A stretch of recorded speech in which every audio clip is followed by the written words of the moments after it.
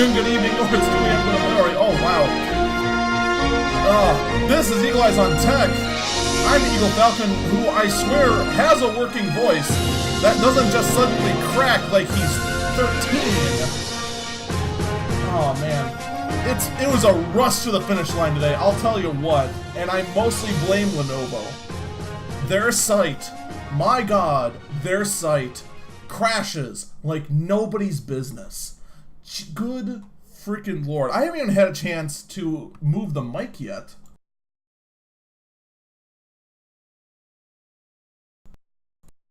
Go on. There we go. Alright, there. Done now.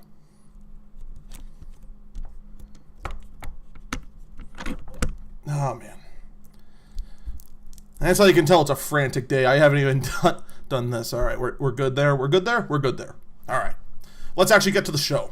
So, today we're going to be going over a quick guide for back to school / back to college laptops. And this is there's going to be a few categories in this. We're going to get to that in the second half of the show. So at 12:30, we're going to get to that. But first, let's actually go over the tech news of the week. And by week, I mean last week, obviously. So, iOS flaw lets hackers access iPhone using iMessage. This headline is actually misleading. Because it's not just iOS.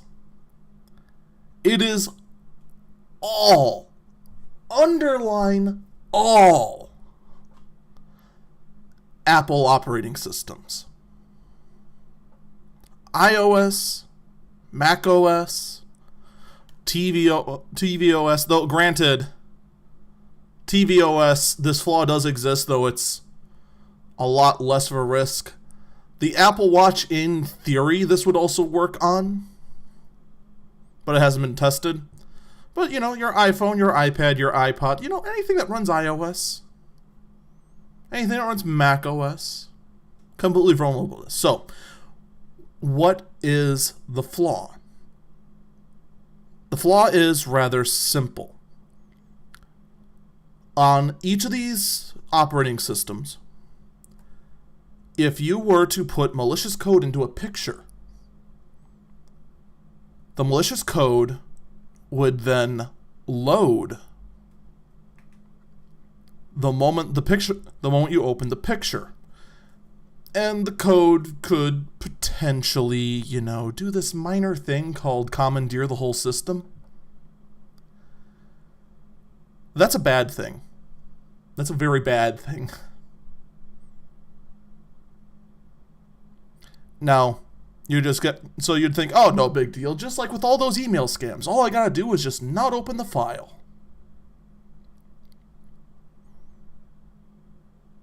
It's not that simple, actually. Because iMessage actually does this crazy thing called displaying the picture immediately. The moment you tap on the conversation to view the new message, the picture is rendered in iMessage. As the picture is rendered, so is the malicious code, and bam. You're caught. You're infected. So,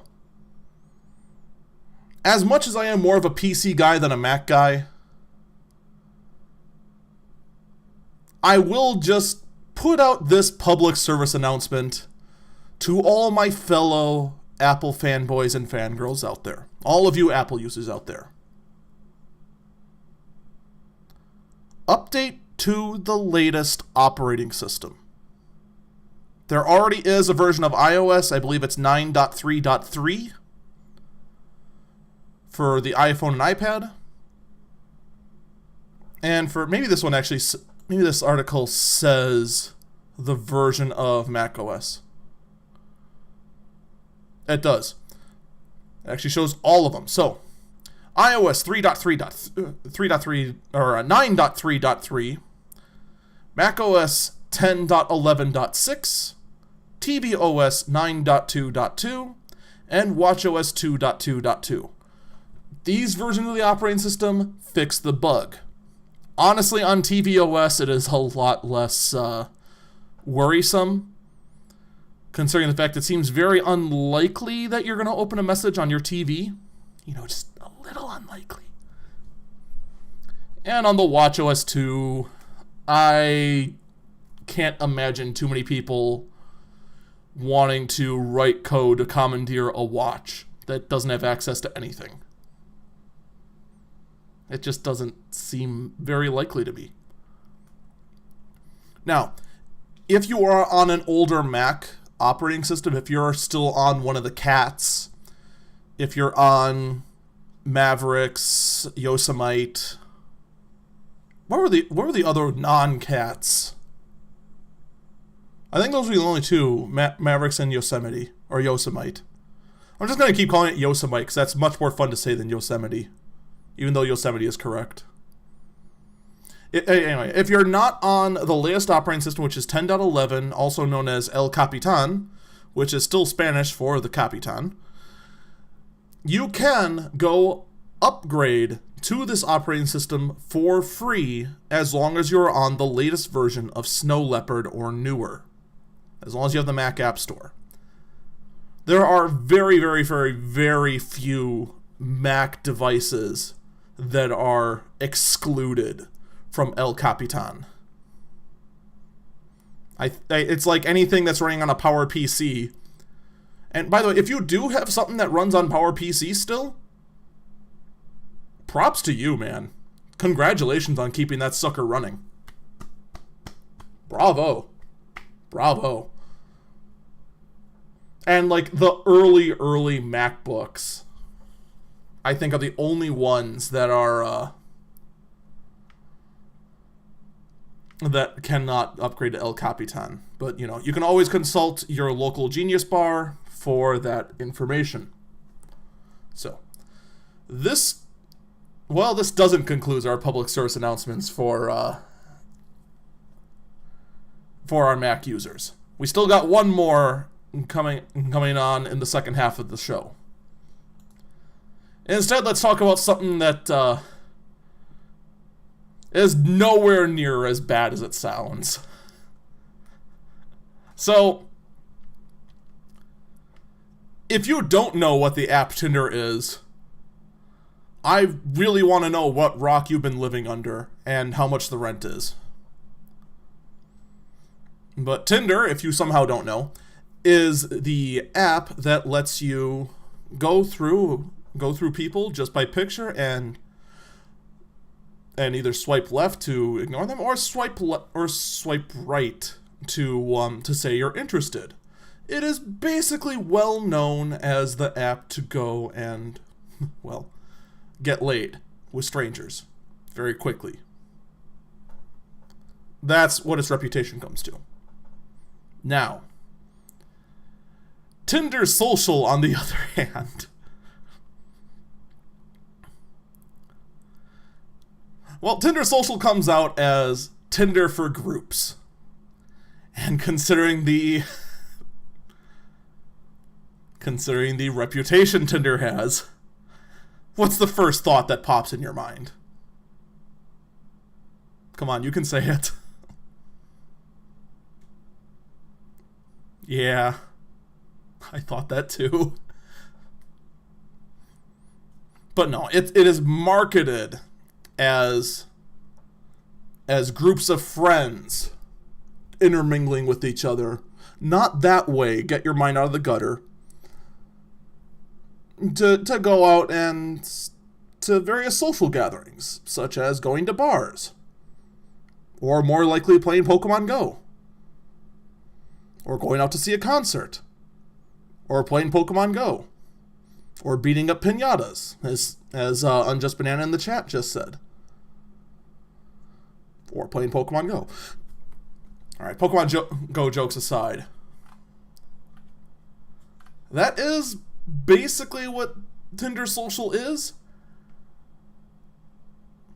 How long until it's used to orchestrate orgies?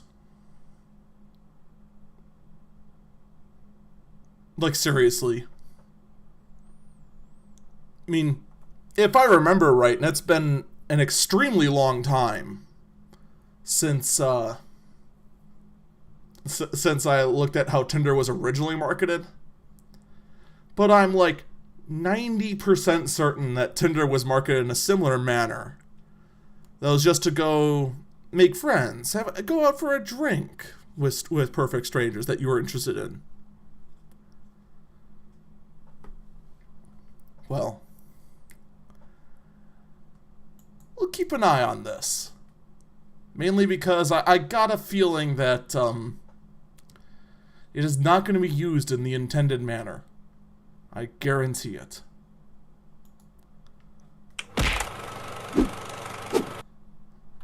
So first off, screw you, autoplaying video. No one likes you.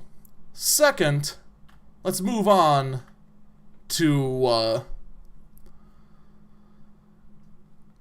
Netflix taking it right in the gut for their recent price hike.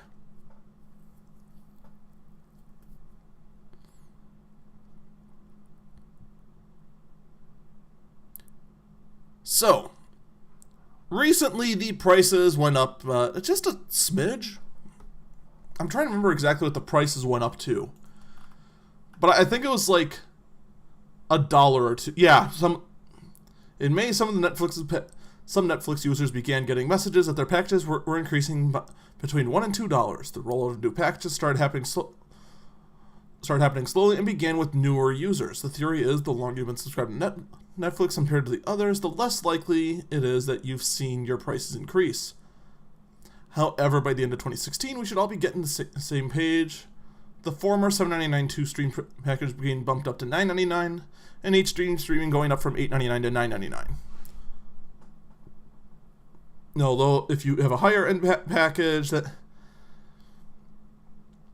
you may not see a charge. If you'd like a full look at the prices, head here. So let's head here real quick.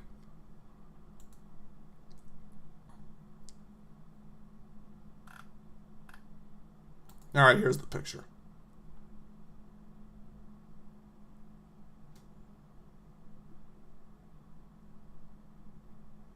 Yeah, it's basically those only changes. Basic went...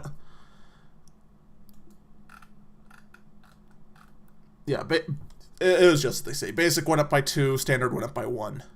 So, that's that.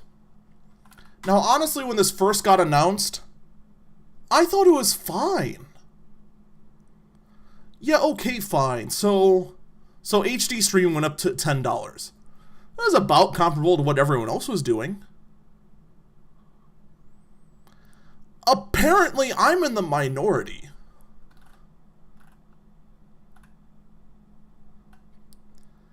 Because reports are indicating that Netflix could use 480,000 subscribers this year. That is crazy. Now, granted, as I've been noticing as of late, there are some limitations with Netflix. If you're trying to find a certain movie to just quickly stream, like yesterday I found out that some members of my family have never seen Up before. So I was like, oh, let's just quickly pull it up to Netflix. It's not there. Same thing with Big Hero 6 and a few other ones that have been out for quite some time and are so old they're no longer available on DVD or Blu-ray. Netflix doesn't have them. Redbox doesn't have them. I didn't check Hulu, but no, Hulu didn't have Up either. It was eventually I had to go to like iTunes rental or Amazon rental, which ended up being like $4. So, I mean, sometimes content's limited with Netflix, especially if you're trying to keep up with the latest, like me with Archer. But still, for $10 to go and stream some content from some good old shows, that's more than enough. You're not gonna get the latest and greatest like you do with cable TV, but compare 200 some bucks compared to 10. Sounds reasonable to me. Even other streaming services are close to $15. A much better deal, still more expensive than Netflix. And people are bailing on Netflix because of a $1 or $2 bump? Really? Really? I don't get it. But, you know, if these reports are correct, that close to 500,000 subscribers are going to be lost, ouch. And, I mean, what else can you say? That's a big loss. Anyway, let's look at bigger numbers, though. So it's been a while since I heard from chip designer ARM. ARM, if you somehow are listening to this and don't know, ARM is the manufacturer that makes a lot of processors or system-out chips for low wattage devices. Most likely your phone, your tablet, and your router, they run on ARM chips. As of lately, they've become a lot more powerful than they were in the past. They're still incredibly power efficient. And although the big dogs over on the x86 architecture, which powers a lot of your high-end devices like desktops, workstations, and laptops, although they're getting more power efficient, they cannot compare to the performance per watt of ARM. Well, SoftBank plans on buying out ARM for $31.4 billion in cash, with a B.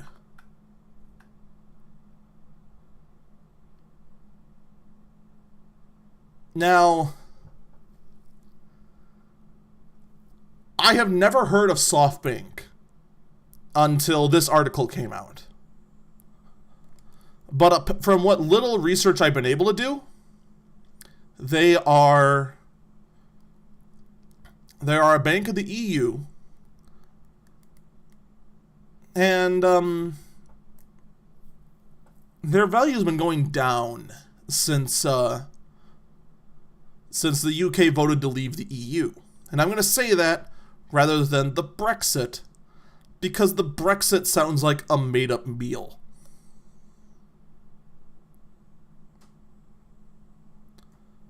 So, the chat is telling me that SoftBank is pretty big. I'd have to imagine they're pretty big, just for the fact that they're paying $31.4 billion for a CPU manufacturer. That's the thing that really gets me.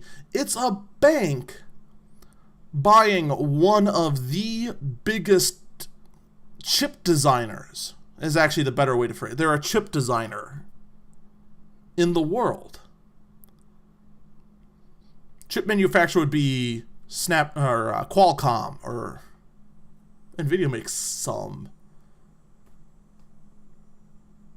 I am now drawing a blank on all of the ARM chip manufacturers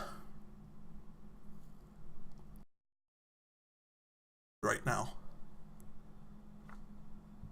All of it is just gone.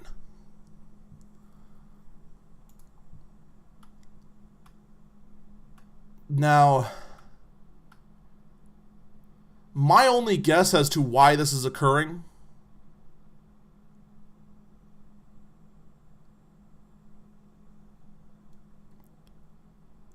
is that this bank, SoftBank, is just looking for, is just buying up ARM because they can,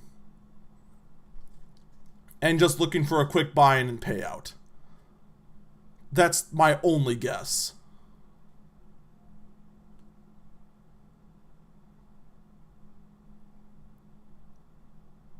But yeah, I would like to remind the chat that we are talking about how the SoftBank is buying the buying the chip designers of ARM, not about the frickin' not about the UK voting to leave the EU.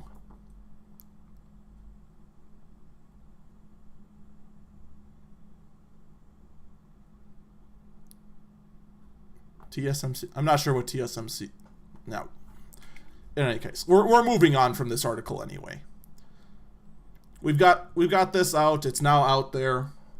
I'm not entirely sure what it's gonna mean. I have guesses, and that's the best I can do. So let's move on to what every single PC gamer is gonna care about this week. Well, one of the two stories that PC gamers are going to care about this week. We're going to get to the other one in just a minute.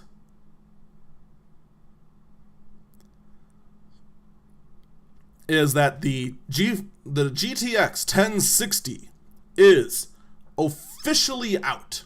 It has been released. It is now available for $299 for the Founders Edition. That's the only one you have a prayer of finding right now. I would strongly recommend that those of you in desperate need for a mid-range GPU, keep your wallets closed. I'm going to say keep your wallets closed because AMD is kind of in a panic right now as their Thunder was just stolen by this card, and that this card is going to be available in very small amounts for $300. So keep your wallet closed until this actually starts being launched in actual amounts. And then you can get a really good graphic card for $250. It's not going to be any sort of top tier card, but you're going to game. You're going to get some gaming done. Now, a few things to talk about with this card.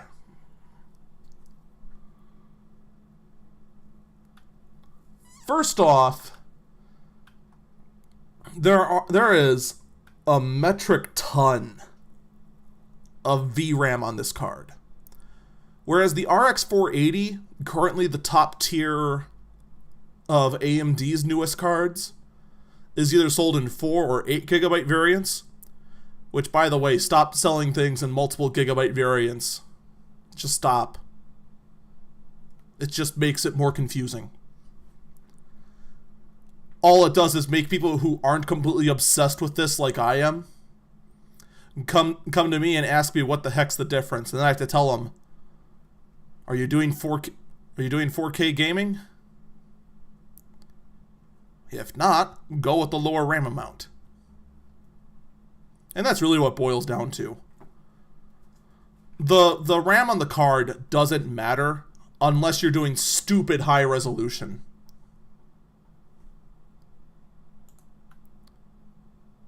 So yeah, we got 6 gig of RAM, and basically this 1060 spec-wise is half of the 1080. It is roughly 10% faster than the RX 480 and uses 35 watts less. I say 35 because if you remember from last week, this card right here, the RX 480, uses 55 watts, uses 155 watts, not the 150 it's advertised. It's just a little something to keep in mind. And also, if you do go with the RX 480, make sure you have ample cooling. So, benchmark-wise, it's pretty good. But as I was about to say, and the chat just restated it, the 1060, unlike previous X60 cards, does not, underline, does not support SLI. Not two-way SLI, not three-way SLI, not four-way SLI, not any SLI. If you're going to put this card in your rig, you are only going to be able to use one. Now, granted, down the road, when DirectX 12 starts being more commonplace, you can use DirectX 12's ability to tap into multiple cards to use multiple GTX 1060s without using SLI. Right now, That's not the case.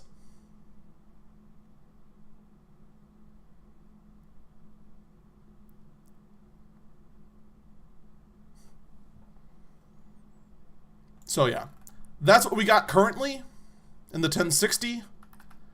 I will still say this, regardless of what branch you're going into right now, regardless of which grade of GPU you're trying to get into, if you are trying to build a new rig or upgrade a graphic card, keep your wallet closed. The dust is still up in the air. Trust me on this. It's starting to settle. It unfortunately looks like the 1080 is going to remain a $600 card, tragically. But right now, all the NVIDIA cards are still way, way, way too highly priced because the supply is really low. And I'm not sure if it's because of the yields. There's a lot of rumors going down about why that is. I have no proof to confirm any of these rumors, so I'm not going to. It's just going to be wild speculation. It's just throwing a dart at a wall and just hoping that you get close to the target. There's just no reason to report any of the rumors on that. So, hold off for now on your graphic card. That's all I can say on that, unfortunately. And I know quite a few people who are eager to get a new graphic card. I've got one guy that's still on 2 GTX 570s and SLI, consuming 300 watts on each card anytime he games, and he wants to get out of that card so badly. But I gotta tell him, you gotta hold off. You just gotta. But now, here's a card that I can assure you none of you are actually going to buy, but you're all going to drool on it. So last week, there were rumors about the Titan P, which would be running on the GP100 graphic card. Or the GP100 GPU. Which would be the absolute highest end Pascal GPU made. The ones that they usually use in supercomputers. Today, we crush these rumors. NVIDIA has announced that for the Pascal generation, this newest generation that's coming out, there is a Titan card. And it's the Titan X.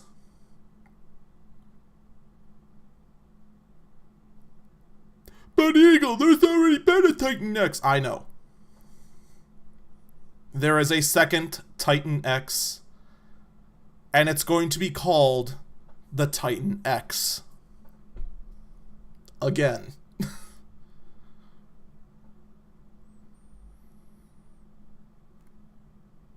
NVIDIA, you could have taken my advice.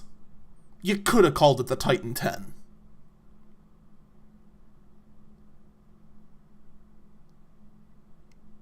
But you didn't.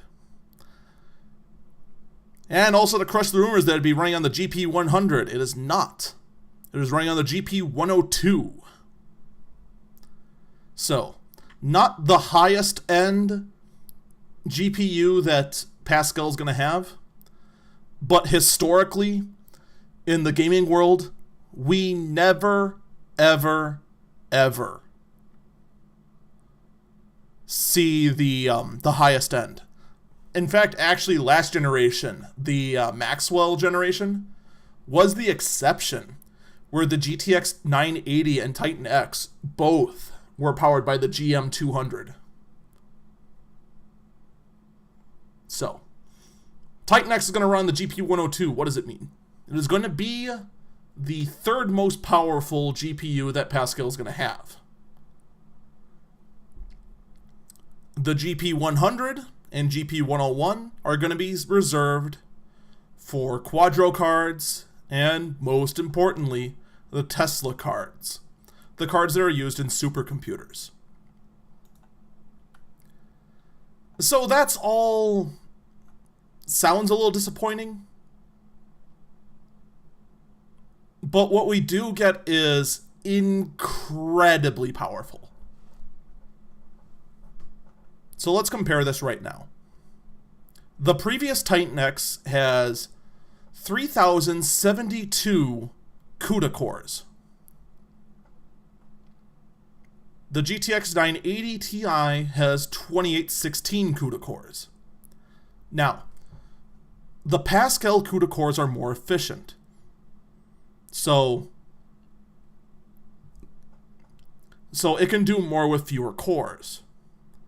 The GTX 1080, the card that everyone wants right now, that runs on the GP104, which is the 5th most powerful GPU, that is running 2,560 CUDA cores. The Titan 10 has 3,584 CUDA cores. This beats out the core count of the previous Titan X, the previous GTX 980 Ti, and increases the core count by roughly, 30% compared to the 1080?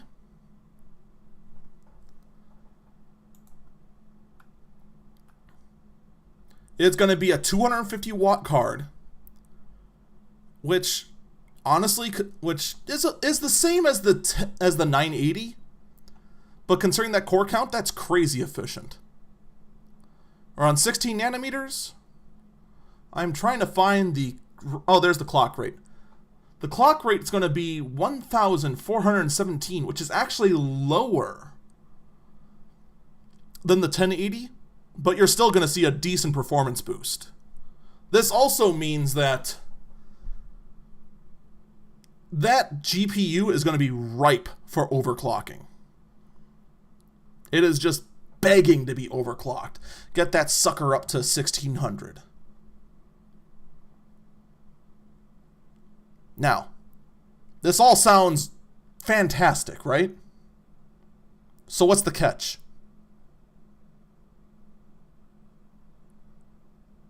You know how the GTX 1080 is hard to find right now? And its base price is $600? The Titan X is going to cost $1,200 at a minimum.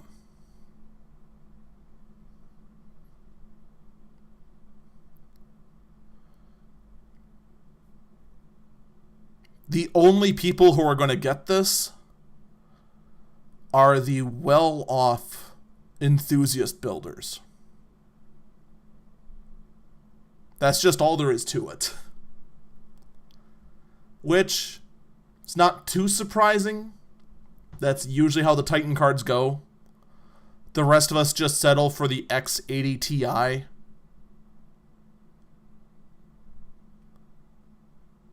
So that's that. Chat says with no HDMI out. Well, if you go by these renderings of the picture right now, there doesn't seem to be any evidence of any outputs because the ports are all in the shadow. I can't imagine that it would have no HDMI. I mean, come on. That's crazy. It's most likely going to have one DVI, 3 display ports, and an HDMI. Just the same as the 1080. So in any case, we're going to take a quick break. When we get back, let's talk about, what's your ideal pick for back to school, back to college laptops. We'll be right back.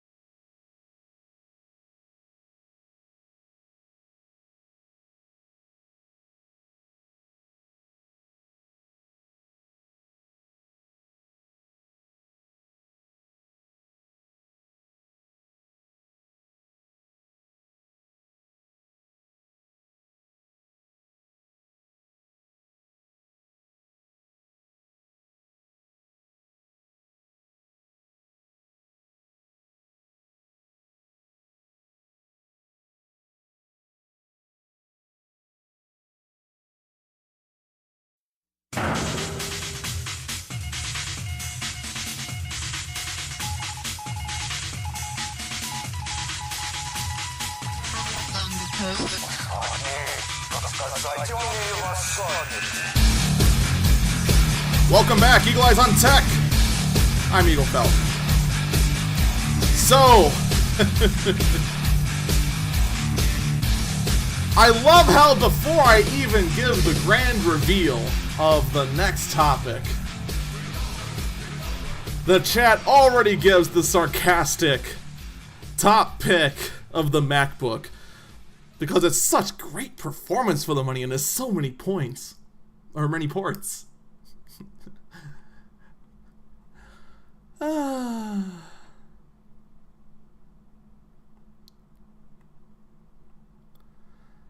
Let's get one thing straight. I'm sarcastic quite a bit. Everything I am about to say about this laptop is serious.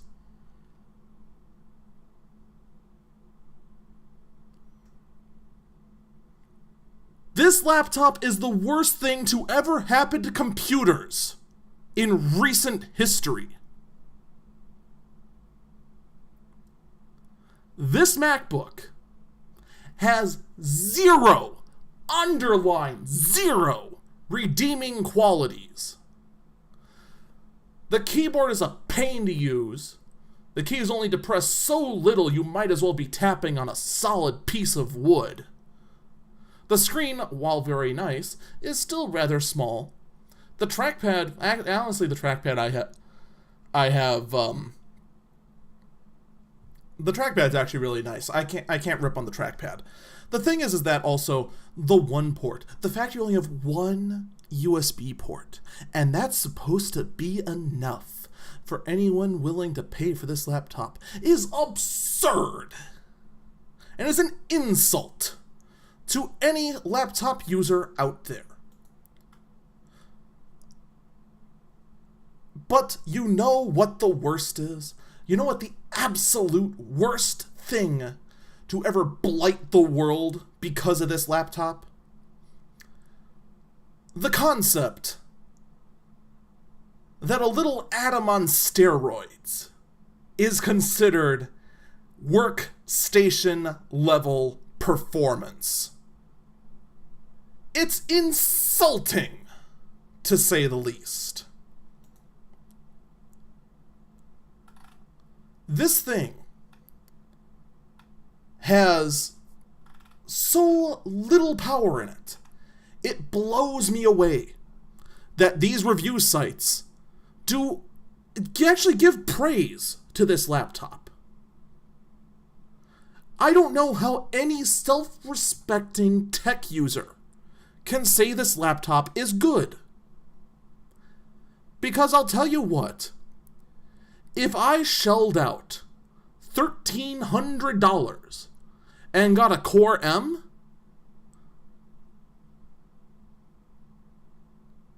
I'd want to go and quickly get my brain checked.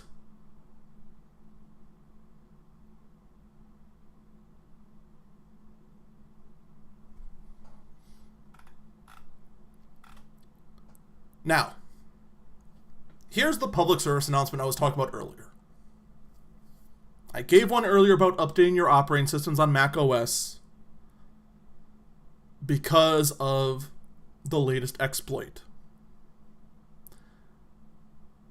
I am not going to hate on anyone who lives in the Apple ecosystem. I get it.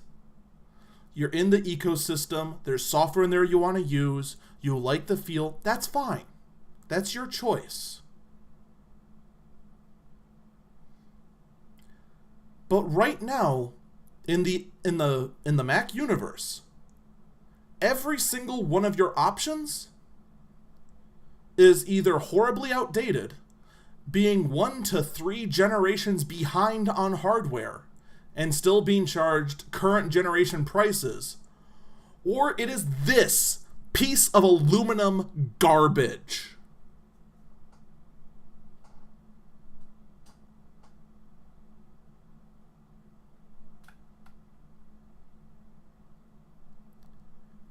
As much as I rip on the iPad Pro, for not meeting its expectations, the iPad Pro is cheaper and outperforms this laptop. Do not, under any circumstances, regardless of how well off or not you are, buy a MacBook. Even if you are one of the 1% who can afford the $10,000 Apple Watch, you are better off burning the $1,300 than buying this laptop. And normally I'm one to say, this is my opinion, make your own judgments. I am telling you, I have looked every single way. I have tried to bend my head every single possible way to say that this laptop is worth buying. I can't do it. There is not a single scenario that exists where this laptop is a good buy. None. Even getting an outdated MacBook Air is better. It gives better performance per dollar than this laptop. An electronic typewriter would be more worthwhile than this thing. Just don't do it.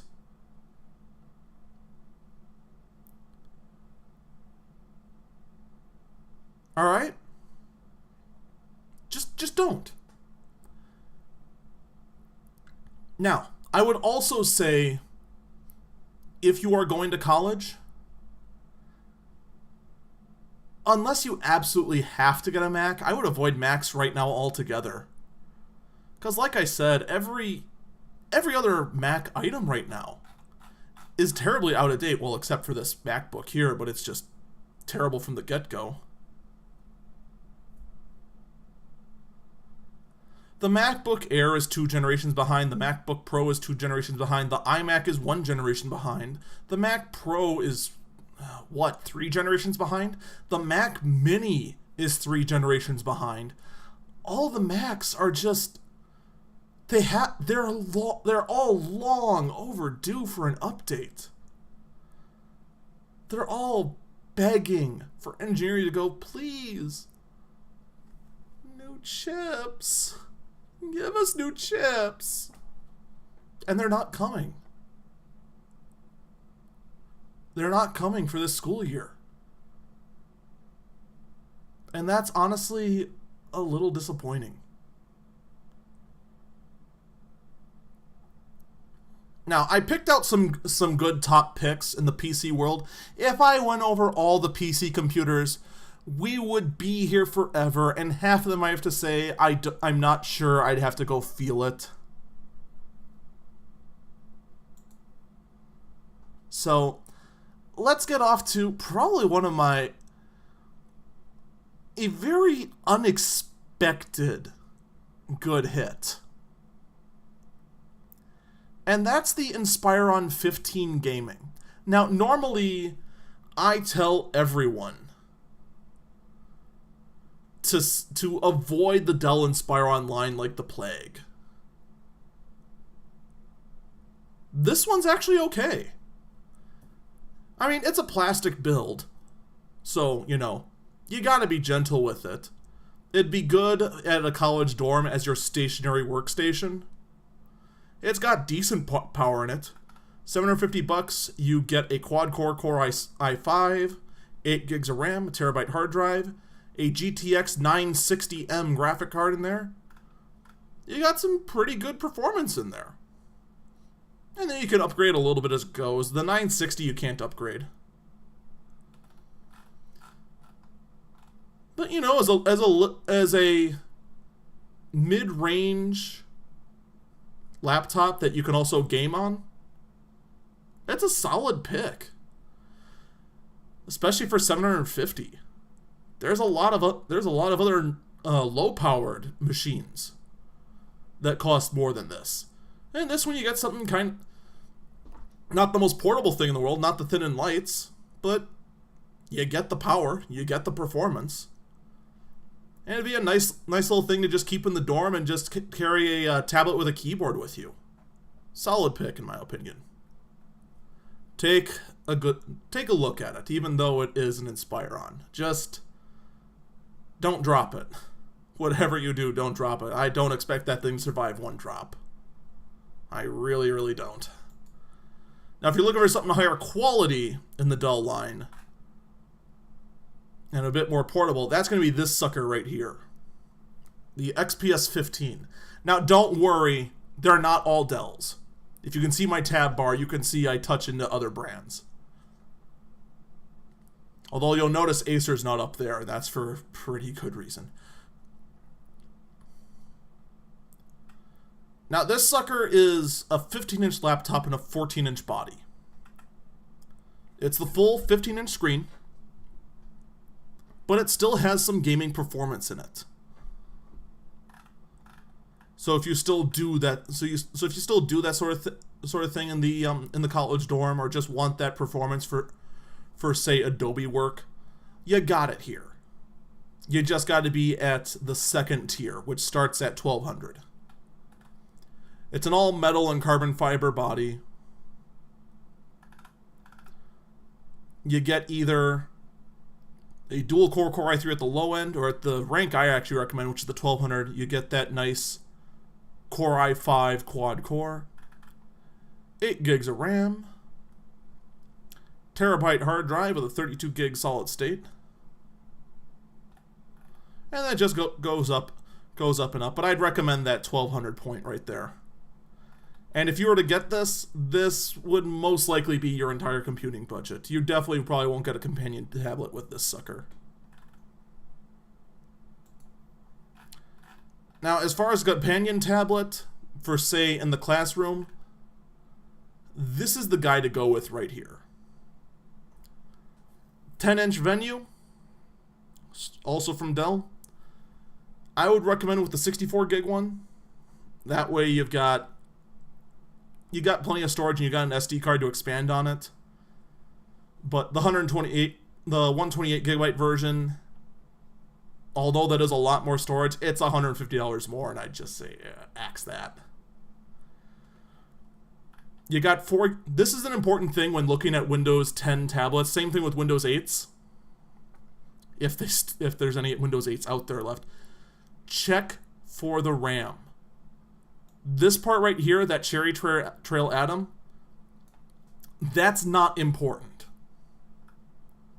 That is kind of important, don't get me wrong. I mean, you're not going to do any sort of high-end performance applications on that, obviously. Anything you do is going to be sluggish. But it is a tablet. And running Windows 10, you can also mostly run any sort of school application on there. And with the size, you'll be able to type on screen really well. This thing also has the ability to come with a keyboard.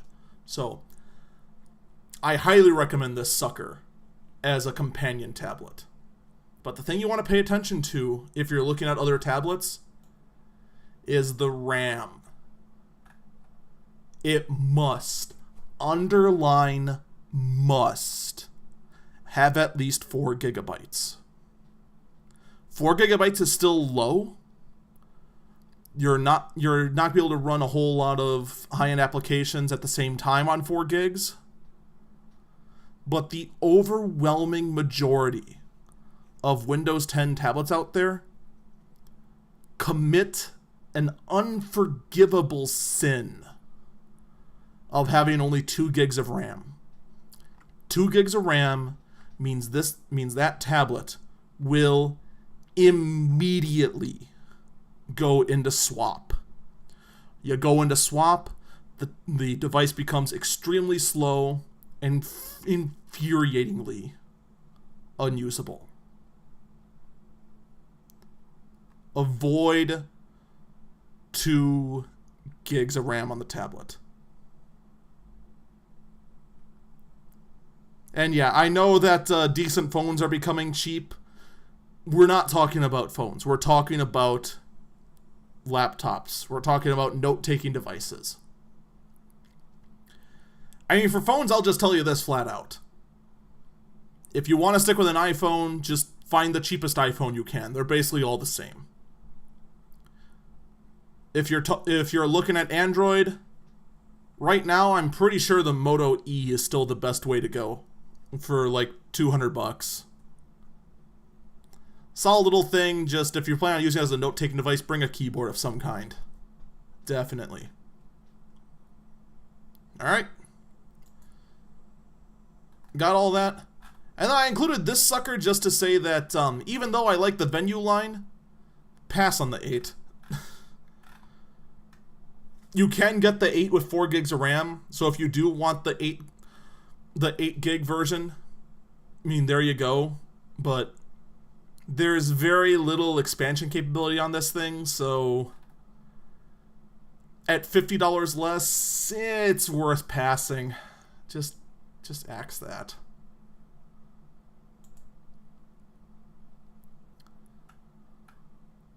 Now, although I recommended that Inspiron 15, the HP equivalent, which is the Omen, even though it's basically the same laptop, pass on this. Give this a pass. You're down on the graphic card. You're only getting a GTX 950 at that entry price point. And after getting my hands on this, oh my god, there's no premium in this. HP tries passing this as a premium gaming laptop that rivals Alienware and the other big Asus ROG laptops.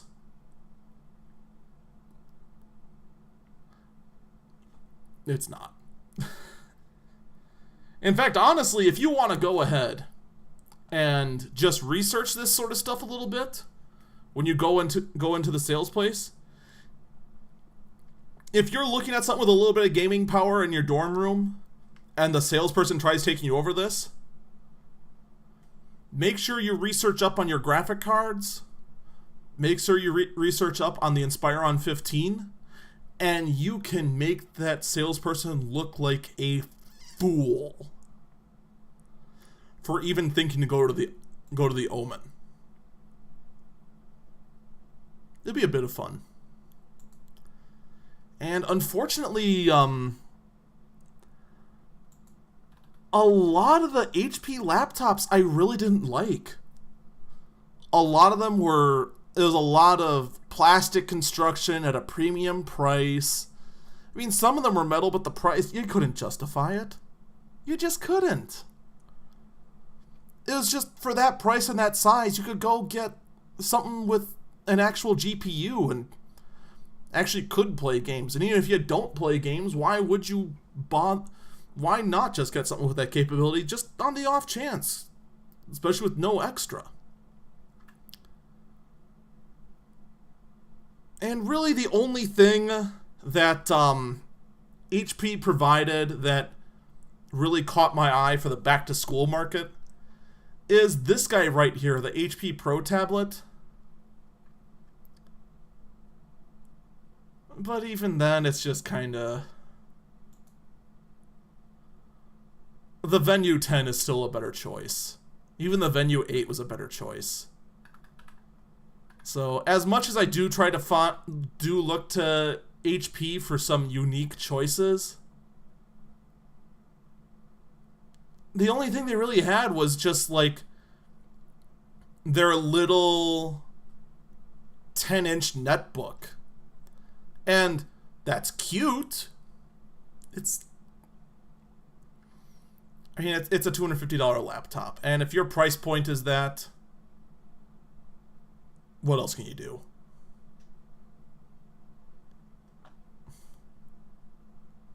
I'm ignoring chat right now. They're talking about Wangs. So we're going to move on to Lenovo. First off, I will caution you. If you plan on buying on Lenovo's site, you must navigate this site quickly off the home page. For whatever reason, Lenovo's site is prone to crashing. It is prone to crashing like nobody's business. So actually, I'm going to talk about the Yoga 900.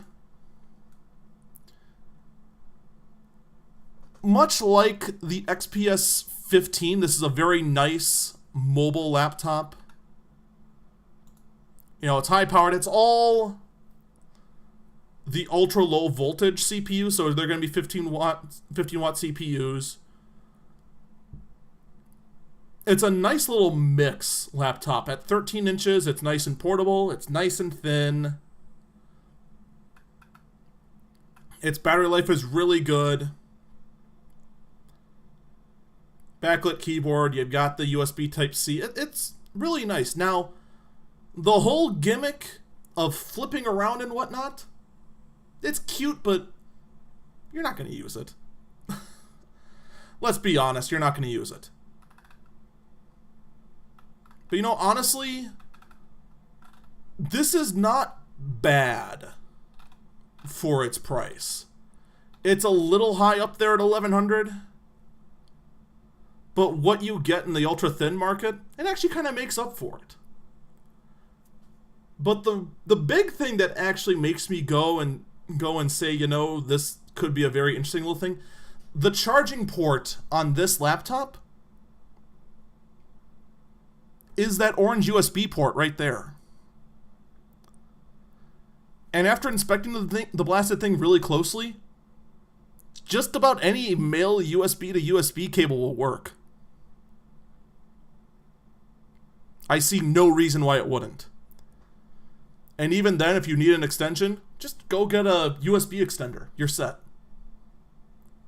The cord even unplugs at the brick end, too, which tragically is a wall wart. But for whatever reason, wall warts are coming back in style.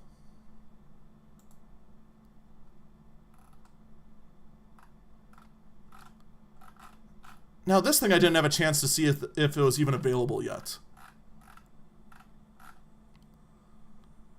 In fact, actually, I don't think this is, so I'm going to move on from it. Oh, 2 gigs. Screw that. Next. The next up is these guys, the Y700 series. These are Lenovo's gaming laptops. And they're not marketed as the stupid high-end mobile monsters that that MSI, Asus, and Alienware make. They're kind of chunky, but a lot like the Inspiron 15, they're still very portable. Now, as much as I want to recommend this laptop, axe it. Don't even bother. The unfortunate thing right now is that there are some serious driver issues that Lenovo issues out with these things. They tried to amplify on the NVIDIA... What is it called? The thing that switches between the NVIDIA and what's it called? Graphic cards. The Intel's. Optimus! The NVIDIA Optimus technology. Lenovo tried to maximize on that, and they kind of failed on it. Anyway, we are running out of time. If you are here in the chat, stick around. We are going to be playing games very soon. Take care, everyone. Rest well. And enjoy your day. It has only just begun. See you next time.